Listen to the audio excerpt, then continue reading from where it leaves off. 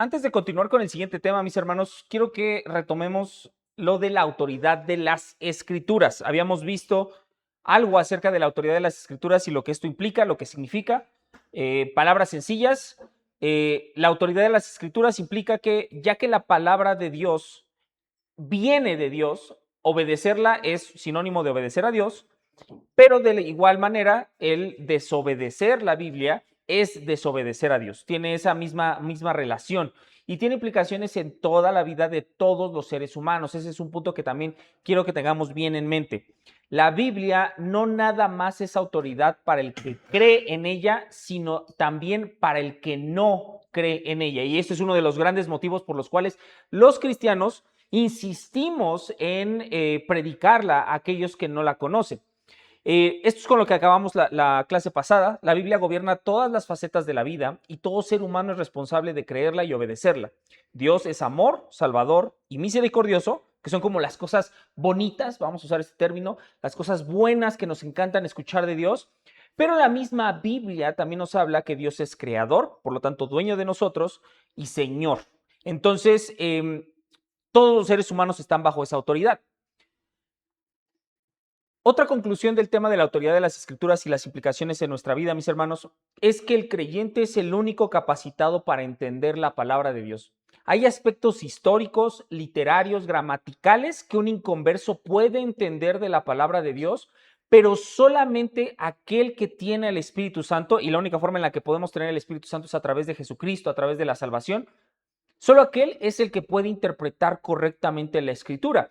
Este es un argumento como en contra a veces de la Biblia, porque pareciera ser que los cristianos le ponemos un obstáculo adicional que casi le decimos al mundo, si tú no crees en esto, nunca la vas a poder entender. Y entonces obligamos al mundo a tener que hacerse cristiano para entenderla. Y la realidad es que sí, nada más que el obstáculo no lo pusimos nosotros, lo puso Dios. Vamos a leer 1 Corintios 1:18, mis hermanos.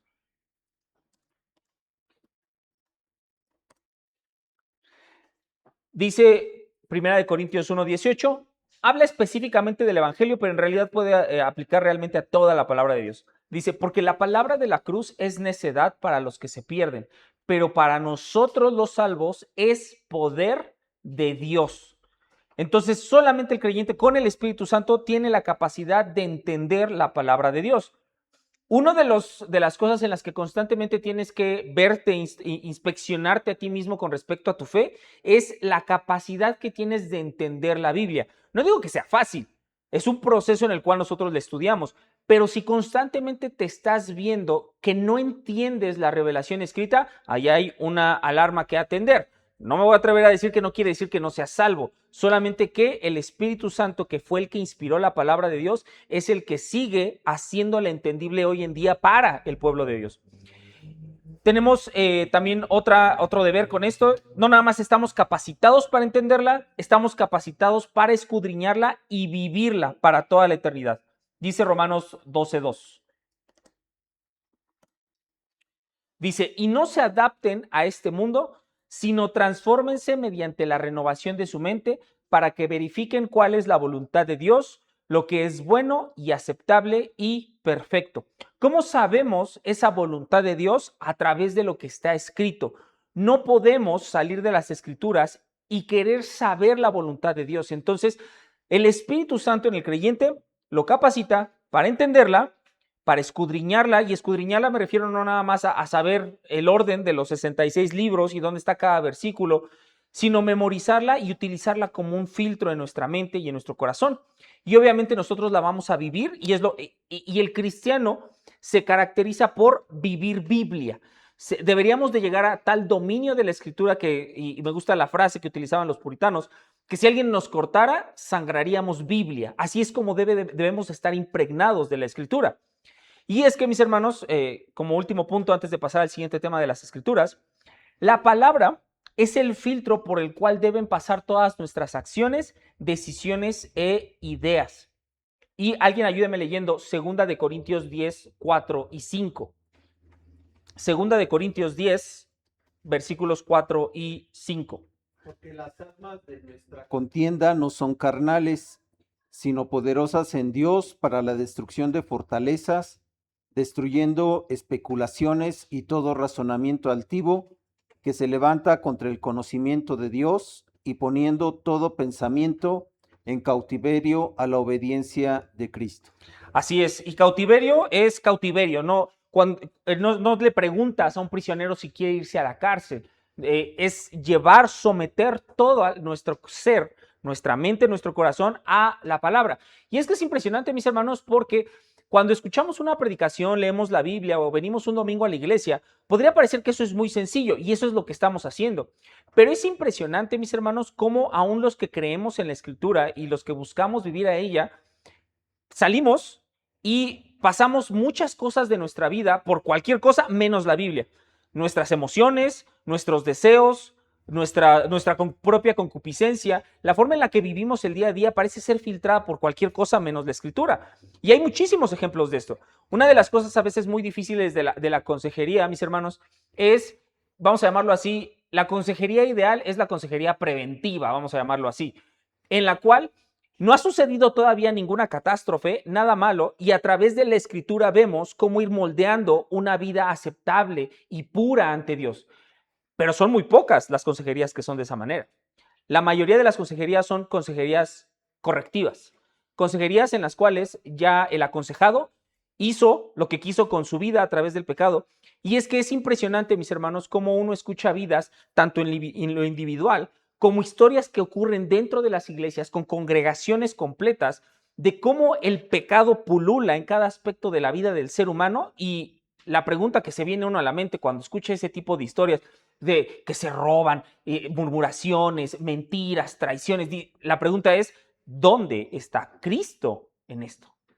¿Ha habido decisiones así en tu vida, ya profesando la fe? Porque siendo no salvo, bueno, está bien, okay, todavía tenías ese paso por qué conocer a Cristo, pero a mis hermanos que son salvos, ¿puedes identificar claramente en tu vida, ya estando en Cristo, decisiones, acciones, ideas que se podría uno preguntar, bueno, ¿y aquí en dónde está Cristo? Porque ese es el filtro en lo que tenemos que pasar. Por ejemplo, una de las cosas en las cuales nosotros de repente nos volvemos ateos prácticos, y ese término de ateos prácticos se refiere a que en nuestra mente pues sí creemos en Dios, pero ya en la vida real parece que no hay Dios en nuestra vida, que no estamos siendo movidos por la Escritura. Pero uno, por ejemplo, es ahora el matrimonio. Claramente Dios enseña que le es bueno al hombre estar casado y bueno, por ende a la mujer estar casado, que es algo virtuoso y que es un regalo de Dios para la humanidad. ¿Cuántos no posponen el matrimonio creyendo que es algo malo, que de alguna manera los frena, que de alguna manera es un obstáculo? Lo mismo podría pasar con el deseo de tener hijos. La Biblia habla claramente acerca de lo bueno que es tener hijos y tener muchos hijos. Pero nosotros hemos decidido ponerle un filtro a nuestra mente que no es la Escritura y no, como hijos, no, bueno, está bien, pero uno o dos, no poquitos, porque no se me vaya a salir de control. Ya le pasamos un filtro que no está en la Escritura. Entonces esto es muy importante, esto es peligroso y esto es algo que podemos estar haciendo. Otro de los filtros que me gusta poner como ejemplo, porque creo que este es muy ubicable para muchos de nosotros, cuando tú lees sobre todo la literatura de la sabiduría, o sea, los libros de Proverbios, Eclesiastés, Cantares, y no nada más ahí, sino a lo largo de toda la Escritura, vemos que la Biblia habla mejor de la vejez que de la juventud, que hay más honra en las canas y que es una bendición de Dios la longevidad. ¿Por qué nos molesta cuando nos preguntan nuestra edad? ¿Por qué le tenemos miedo a la vejez? Y ahí le pusiste un filtro que no sé qué sea, pero la Biblia no es. Porque la Biblia habla en términos que la vejez es algo bueno. Nosotros hemos decidido poner otro filtro en nuestra mente y decir, esto que me está diciendo la Biblia no, por este filtro que yo le estoy poniendo, vanidad, miedo, lo que sea, yo digo que la vejez es mala. Entonces, ese es un ejemplo súper práctico. Y si con cosas tan inmediatas, o por ejemplo en este tema de la vejez que podría sonar tan vano el tema, no estamos teniendo filtros bíblicos, ¿cómo estamos ejerciendo nuestro día a día? ¿Cómo hablamos? ¿Cómo trabajamos? ¿Cómo desempeñamos nuestras amistades? Nuestra paternidad, maternidad, ¿cómo somos con nuestro cónyuge? Que no estamos llevando cautivo todo pensamiento al conocimiento de Dios. Adelante, pastor, por favor.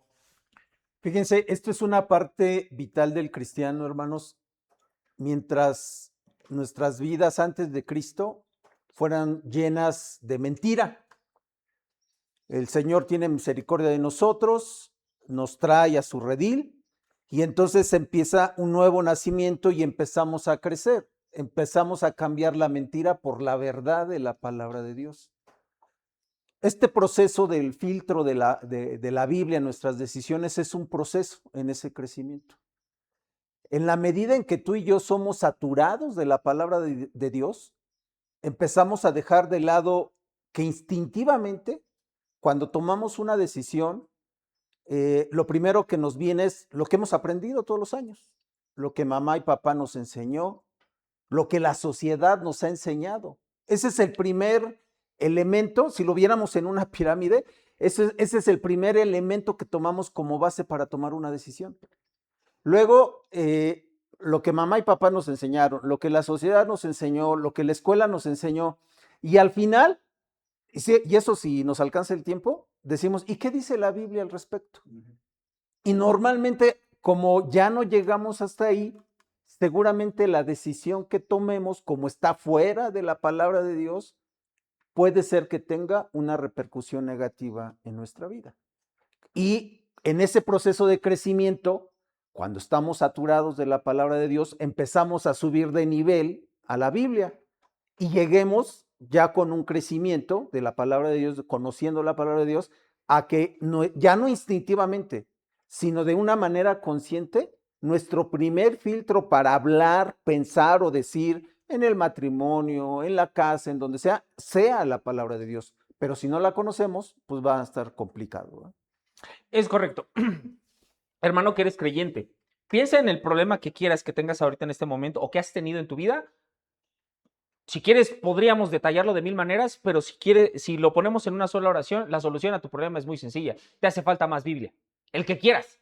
El problema que tengas, te hace falta más Biblia. Ya una de las labores, por ejemplo, de la iglesia es ir estudiándola poco a poco, versículo a versículo, cómo es que cada versículo aplica en la vida. Pero de que te hace falta más Biblia, te hace falta más Biblia. Y si no eres creyente, te hace falta Cristo, que está revelado en la Biblia. Entonces, habíamos hablado al inicio que una de las características de la Biblia es que es necesaria. Es lo único que nosotros necesitamos para conocer a Dios. Entonces, esas son las implicaciones de la autoridad de la Biblia en nuestras vidas, mis hermanos. Vámonos con el siguiente tema. Vamos a hablar de la inerrancia y la preservación de las Escrituras. Ya hablamos de la inspiración, ya hablamos de la autoridad. Vámonos ahora a la inerrancia y la preservación de las Escrituras, y el salmo más largo de toda la Escritura, de todos los salmos, el tema central es precisamente la Escritura, y de ahí podríamos agarrar cualquier versículo para esto, pero dice el Salmo 119, 144, tus testimonios son justos para siempre, dame entendimiento para que yo viva. Esta cualidad es única de la Escritura, mis hermanos, en la cual la Biblia es eterna, no tiene una caducidad. Así como tuvo un valor divino a los destinatarios originales cuando se les escribieron las cartas, los libros, etcétera, es el mismo valor que tiene para nosotros hoy. Y cuando estemos en el cielo, no es como que ya por fin vamos a descansar de estudiar la Biblia. No, al contrario, vamos a tener más capacidad para estudiarla de una mejor manera, de la manera en la que debe de ser. Entonces, la inerrancia y la preservación de las Escrituras son dos doctrinas indispensables. Vamos a hablar primero de la inerrancia. Antes de dar el término o el significado de la inerrancia, necesitamos saber esta presuposición inicial, esta idea que hay detrás de la inerrancia. Cuando Dios se revela, mis hermanos, lo hace de acuerdo con su propio carácter. No es un Dios esquizofrénico que es de una manera, pero a la hora de que nos habla es de otra manera. No. Es de acuerdo con su propio carácter. Por lo tanto, las Escrituras son coherentes y consistentes con la naturaleza de Dios. Si Dios es santo, su palabra es santa.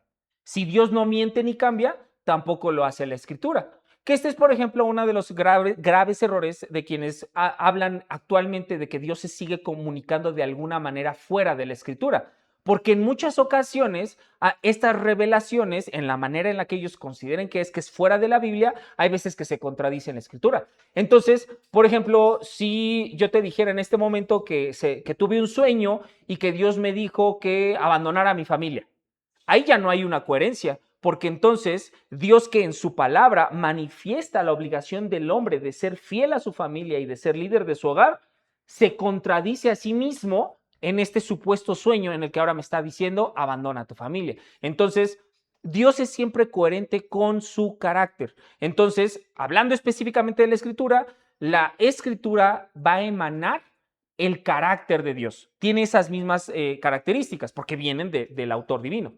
Adelante, por favor. Y si soñara debo ser fiel a mi familia, pues el sueño no es una revelación, porque la Biblia ya lo dice, ¿no? Ni de una ni de otra manera. Es correcto. Hay un puritano que se llama John Owen y me gusta mucho su frase con respecto a eso.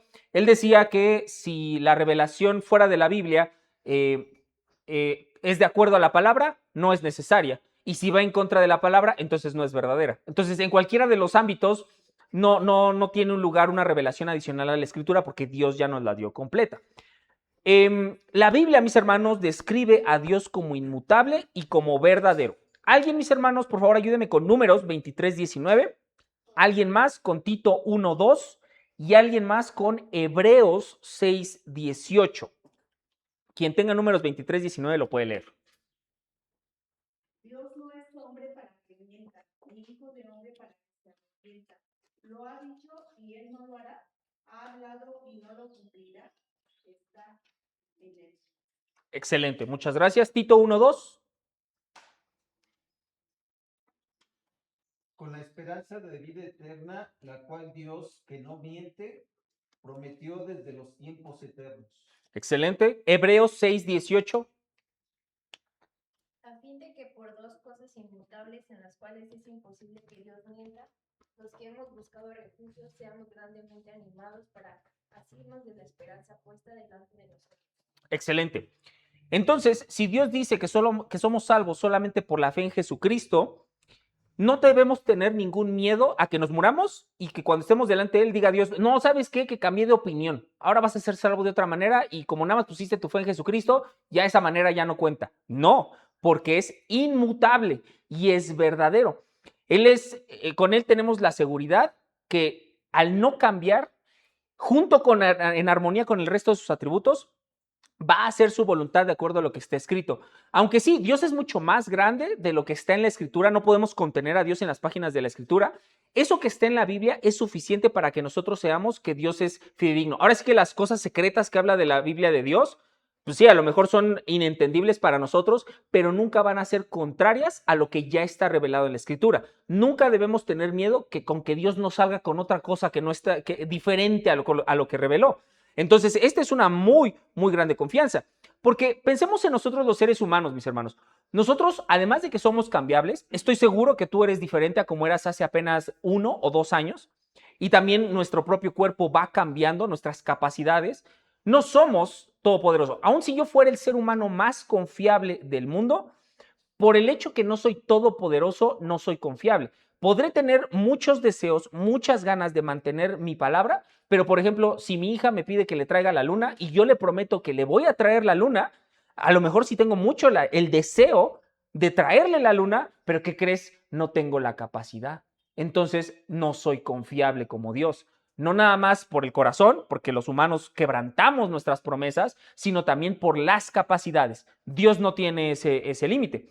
Entonces, la Biblia describe a Dios como inmutable y verdadero, pero ¿qué crees, hermano? También Dios describe a la Biblia como inmutable y verdadera. ¿Qué dice Mateo 24:35?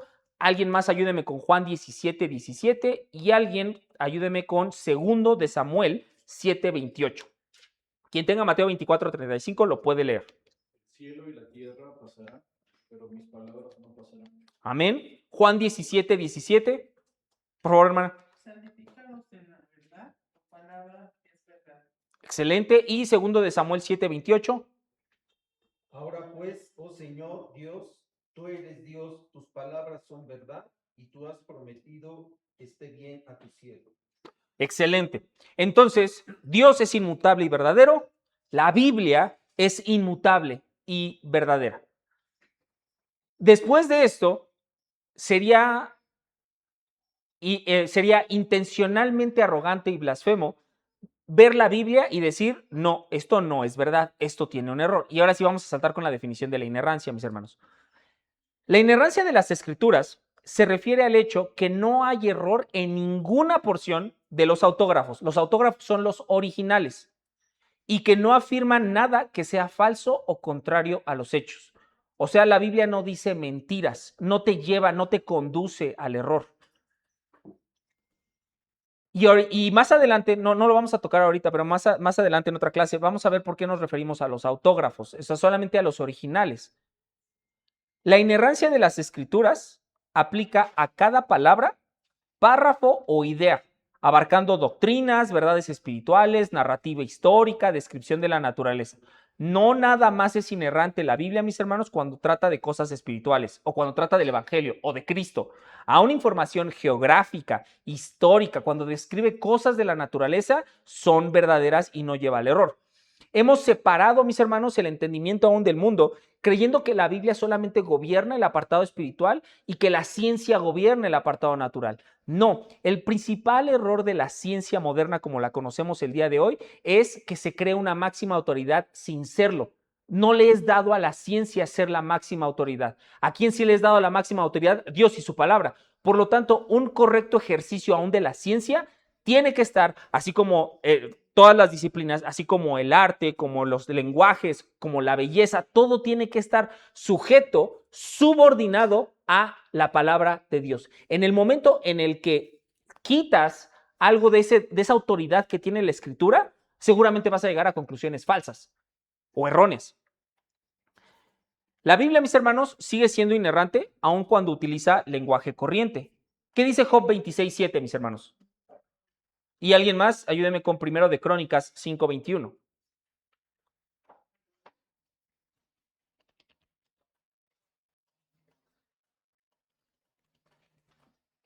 Él extiende el norte sobre el vacío y cuelga la tierra sobre la nada. Así es, aun cuando utiliza el lenguaje corriente, porque nosotros ahora sabemos que la Tierra no está colgada sobre la nada, que existe el espacio, que hay fuerzas gravitacionales, que tiene órbita. Sí, pero no es un libro de astronomía, aun cuando utiliza el lenguaje corriente para darse a entender, porque estoy seguro que si en ese momento Dios hubiera utilizado, no, y es que la Tierra yo la coloco en el movimiento de traslación y a tanta distancia, el destinatario, el público destinatario, no hubiera entendido nada. El propósito de Dios es darse a entender, no velar su conocimiento. ¿Qué dice Primero de Crónicas 5:21? Y se apoderaron de sus ganados 50,000 camellos, 250,000 ovejas, 2,000 asnos, también 100,000 hombres. ¿Por qué estoy utilizando este versículo? Sí, sí, y sí es el versículo correcto. Otra vez, repítame los números, por favor. 50,000 camellos. Vamos a quedarnos con eso. 50,000 camellos. Y imagínense que nosotros pudiéramos regresar al tiempo y entonces en esa escena nos ponemos a contar los camellos y son 50,002. La Biblia tiene error porque ahí dice que son 50,000 y yo ya conté y son 50,002. O son 49,997 camellos, entonces la Biblia nos mintió. No, porque aún nosotros no usamos ese lenguaje para esas cantidades.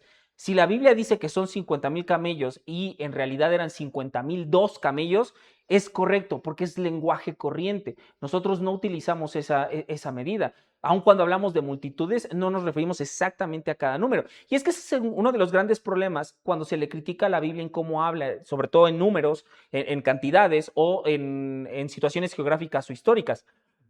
Nosotros queremos aplicar estándares de precisión que tenemos hoy en día para un libro que fue escrito hace 2000 años.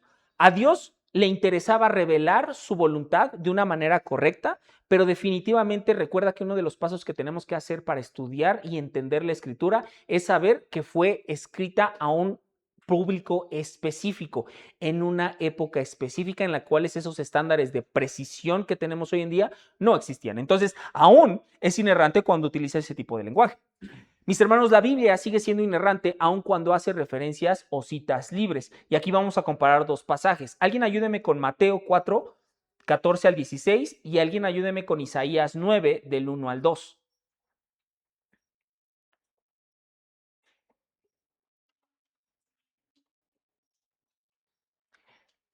Primero el de Mateo, por favor, mis hermanos. Quien lo tenga, léalo, por favor. para que se cumpliera lo que fue dicho por medio del profeta Isaías cuando dijo: tierra de Zabulón y tierra de Neftalí, camino del mar al otro lado del Jordán, Galilea de los gentiles. En tinieblas vio gran luz, y a los que vivían en región y sombra de muerte una luz les resplandeció. El pueblo asentado, Hasta el 16. el pueblo asentado en tinieblas vio gran luz, y a los que vivían en región y sombra de muerte una luz les resplandeció. Excelente. Ahora alguien lea Isaías 9:1-2. Mas no habrá cierta oscuridad para la que está, ahora en la angustia, tal como la aflicción que le vino en el tiempo que vianamente tocaron la primera vez a la tierra de Zabulón y a la tierra de Neftalí. Pues al final llenará de gloria el camino del mar, de aquel lado del Jordán, en Galilea de los gentiles. Excelente. ¿Están iguales los versículos entre Mateo e Isaías? Están parecidos, pero no están iguales. Entonces, ahí Jesús está incorrecto. No es inerrante ni Jesús ni Mateo, porque no es cierto, así no es como está escrito Isaías. No, aun cuando la Biblia hace referencias o citas libres, como se le llama, sigue siendo inerrante. Es como si mi esposa me dijera: ya me voy a dormir porque estoy cansada. Y entonces yo les digo: ¿qué crees que me dijo mi esposa, hermano? Que estaba muy cansada, que se iba a dormir. Ah, eres un mentiroso porque eso no dijo. No, sí dijo. No. Dijo: me voy a ir a dormir porque estoy cansada. No que porque estaba cansada se iba a dormir. Mis hermanos, ni nosotros aplicamos ese tipo de objeciones ante la vida diaria. De igual manera la Biblia, y este es un estudio bastante interesante, cuando el Nuevo Testamento hace referencia del Antiguo Testamento, es un estudio bastante interesante en cómo lo utilizan, cómo interpretan los propios autores, y aún así se mantiene la inerrancia. La Biblia, mis hermanos, sigue siendo inerrante aun cuando no usa estándares de precisión científica del siglo XXI. Ahí en Mateo 13:32 nos dice que la más grande de las hortalizas es lo de donde viene, o va a venir, perdón, de la semilla de mostaza. Eso no, es la semilla más pequeña. Eso no es cierto biológicamente hablando. Biológicamente hay semillas más pequeñas que la semilla de mostaza, y cuando crece no es como tampoco un árbol tan alto como por ejemplo los que vemos en las selvas o un ahuehuete aquí en México. Pero es que no está queriendo ser científico. Si le hubiera dicho a su público original, Jesús ahí en Mateo, la semilla más pequeña, que me parece que es de una orquídea, su público no le hubiera entendido, porque las orquídeas estaban en un continente que en ese entonces todavía no se había descubierto. Entonces tenía que utilizar una referencia que la población de ese entonces, que eran casi todos agricultores en una región específica del tiempo, entendieran. Nuevamente, Dios, el propósito es hacer entendible su revelación antes que ser, en nuestra mente de ser humano del siglo XXI, ser científicamente preciso, aunque eso involucre que nadie te entienda nada. Entonces, la Biblia sigue siendo inerrante aun cuando no usa estándares de precisión científica del siglo XXI. Esto es muy, muy importante. Vamos a hablar de este documento, mis hermanos. Se le llama la Declaración de Chicago sobre la inerrancia bíblica.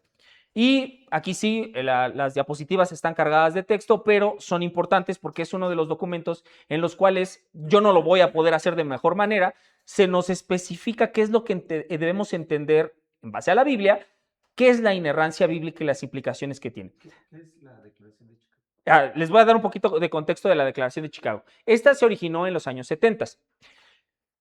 Esto viene desde el siglo XIX, precisamente producto de toda la tendencia racionalista, desde el tema de la evolución, el tema de la ilustración, etcétera, y muchas corrientes humanas en las cuales se quería abandonar el pensamiento espiritual y querer explicar el mundo en términos exclusivos de nuestra razón.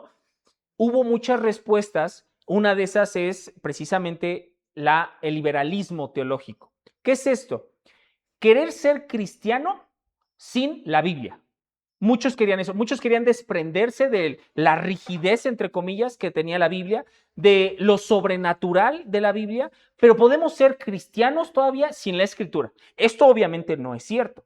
Ese liberalismo teológico fue avanzando hasta el punto en que prefirió el ser humano, y aún los que profesaban ser cristianos, preferían no creer en lo sobrenatural y por lo tanto decir que la Biblia tenía error, a someterse a que Dios es Dios sobre la naturaleza.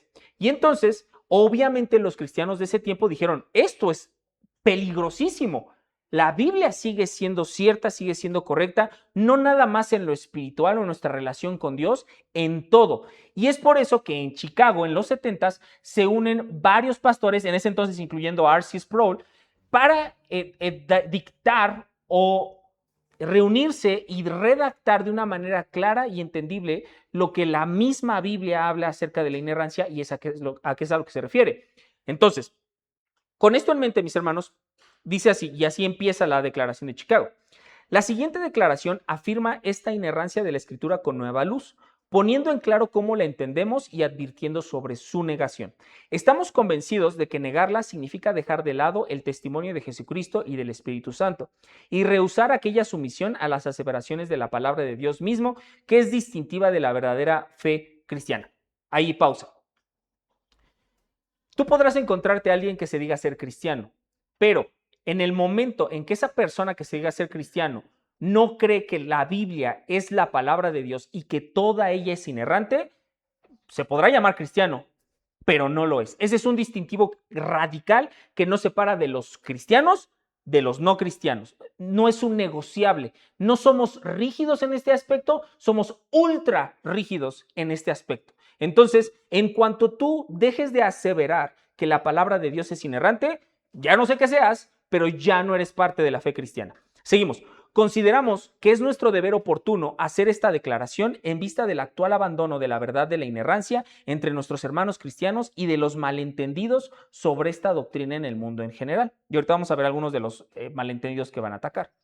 Esta introducción, mis hermanos, tiene varios puntos, obviamente no los vamos a leer todos, pero sí los más importantes. Dice, las Sagradas Escrituras, por ser la palabra de Dios mismo, escritas por hombres preparados y dirigidos por su Espíritu, poseen autoridad divina, infalible en todos los asuntos que tocan. Infalible quiere decir, mis hermanos, que no falla, que no tiene error. Deben ser creídas como instrucción de Dios en todo lo que afirman. Deben ser obedecidas como mandamientos de Dios en todo lo que exigen. Deben ser acogidas como el compromiso de Dios en todo lo que prometen. Todas las palabras deben de ser creídas. No hay porciones más inspiradas que otras, eso lo hablamos la vez pasada. No podemos nosotros ser los jueces en qué parte sí está inspirada y qué parte no. El punto 5 de esta introducción dice, la autoridad de las Escrituras queda inevitablemente menoscabada si de alguna forma se limita o desecha esta total inerrancia divina o se la supedita a una visión de la verdad contraria a la de la Biblia. Estos desaciertos causan graves pérdidas tanto a la persona como a la iglesia. No nada más se trata de algo intelectual, mis hermanos. No nada más se trata del uso de la razón. En el momento en el que nosotros abandonemos la creencia y la seguridad de la inerrancia de la Escritura, espiritualmente estamos en un grave, grave problema, porque entonces, ¿a qué sí le vas a hacer caso y a qué no le vas a hacer caso? A lo que te convenga. Realmente tú te pones por encima de la Biblia. Igual manera, y retomo lo que querían utilizar muchos de los teólogos liberales era utilizar otros filtros por arriba de la Escritura para saber interpretar qué era cierto y qué era no. Uno de esos, la ciencia. No, la ciencia no está por encima de la Escritura está por encima de la ciencia. Los científicos serán muy buenos en el manejo de datos y en sus disciplinas, pero son pésimos teólogos y por eso es que llegan a conclusiones y podrán hacer modelos matemáticos, biológicos, médicos, químicos de una manera impresionante, pero a la hora de esas conclusiones de la propia creación, aterrizarlas al creador, son muy malos en concluirlas, son muy malos en hacer la relación entre la creación porque están teniendo una autoridad que no les corresponde. Entonces, no se le puede supeditar, o sea, que se someta a una visión de la verdad contra la de la Biblia. Estos desaciertos causan graves pérdidas tanto a la persona como a la iglesia. Una de las cosas que yo recomiendo, obviamente esto no es mandatorio porque la Biblia es nuestra fuente de autoridad, pero una de las cosas que yo recomiendo, hermano y hermana, es que en algún momento que tengas, estudies algo acerca de la historia de la iglesia. Una de las cosas más impresionantes acerca de la historia de la iglesia es que cuando una generación empieza a menoscabar una doctrina importante, a lo mejor en su momento, en su generación, no pasan grandes cosas, no se desvía ni se destruye la fe. pero ese le da entrada para que las generaciones subsecuentes se desvíen de maneras cada vez más obvias. Hay un dicho por ahí que dice que la generación que tolera el pecado, la siguiente va a celebrar el pecado y la siguiente ni siquiera va a saber que es pecado. Y eso sucede. Entonces, ¿por qué es importante esto, mis hermanos? No nada más esta doctrina, sino las doctrinas que vienen de la Escritura. En el momento en el que tú dejes de creerla o enseñarla, puede ser que a lo mejor en tu tiempo y en tu vida no te estés poniendo el pie, pero puede ser que sí se lo estés poniendo a los que vienen después de ti, tanto en tu propia familia, pero también nosotros colectivamente como cristianos, a los creyentes que vienen después de nosotros. Entonces, mucho cuidado con esto, produce pérdida. La Declaración de Chicago, mis hermanos, consta de varios artículos, 25 si no mal recuerdo. No se preocupen, no los vamos a leer todos, pero están redactados de esta manera. Están redactados primero con la afirmación, con una afirmación y después con una negación. A veces, para poder entender de mejor manera algún concepto, es muy útil explicarlo en cómo no es. Entonces, la declaración está redactada de esta manera. El artículo 1 dice así: afirmamos que las Sagradas Escrituras deben ser recibidas como la autoritativa palabra de Dios. Eso ya lo hablamos. Negamos que la Escritura reciba su autoridad de la Iglesia, la tradición o cualquier otra fuente humana. También hablamos de eso. No somos los cristianos lo que le otorgamos, le damos permiso a la Biblia que gobierne sobre nosotros. Esa autoridad es directamente de Dios y no depende de cualquier fuente humana. Artículo 3. Afirmamos que la palabra de Dios escrita, que la palabra de Dios escrita es en su totalidad revelación dada por Dios. Negamos que la Biblia sea meramente un testigo de la revelación o solo se convierta en revelación en el encuentro con ella o dependa de la respuesta de los hombres para su validez. Cuando sale la Declaración de Chicago, había una corriente, uno de los teólogos más importantes del siglo XX, de nombre Karl Barth. Una de sus posturas más polémicas que él tenía era precisamente que la Biblia se convertía en la palabra de Dios cuando el que la oía la hacía la palabra de Dios en su corazón. O sea, solamente hasta que la aceptaba era que la Biblia se convertía en la palabra de Dios. Entonces, por eso es que lo están redactando de esta manera tan específica. Reitero, la Biblia es palabra de Dios, la creas o no la creas, te guste, te haga enojar, te haga sentir triste, no eres tú el que define si tiene su autoridad. La autoridad de la Biblia está definida por su origen, que es Dios. Siguiente. De ahí nos brincamos al artículo 6. Afirmamos que la totalidad de la Escritura y todas sus partes, hasta las mismísimas palabras del original, fueron dadas por inspiración divina. Negamos que la inspiración de las Escrituras pueda afirmarse adecuadamente acerca del todo y no de las partes, o de algunas partes, pero no del todo.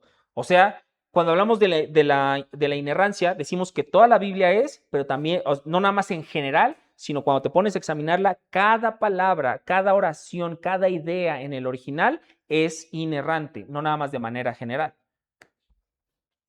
De ahí nos saltamos hasta el artículo 22, que dice: afirmamos que el Espíritu Santo da testimonio de la Escritura, garantizando a los creyentes la veracidad de la Biblia.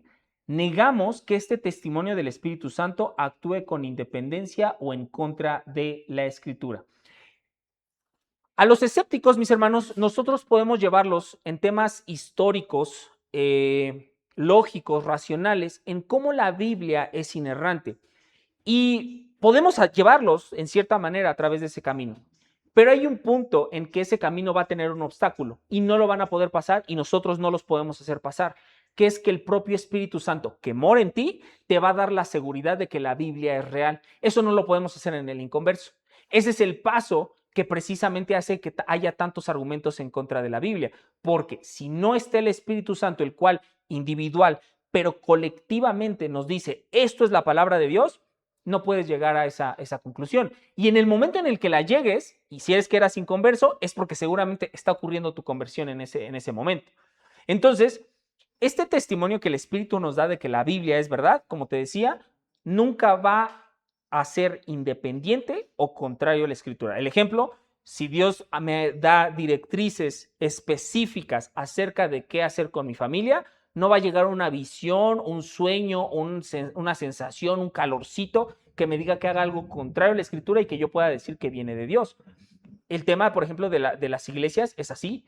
Dios da directrices claras en cómo una congregación debe ser instruida, debe ser dirigida y debe gobernarse. En el momento en el que yo diga algo contrario a la Escritura, ya estoy oponiéndome directamente al diseño de Dios para su iglesia.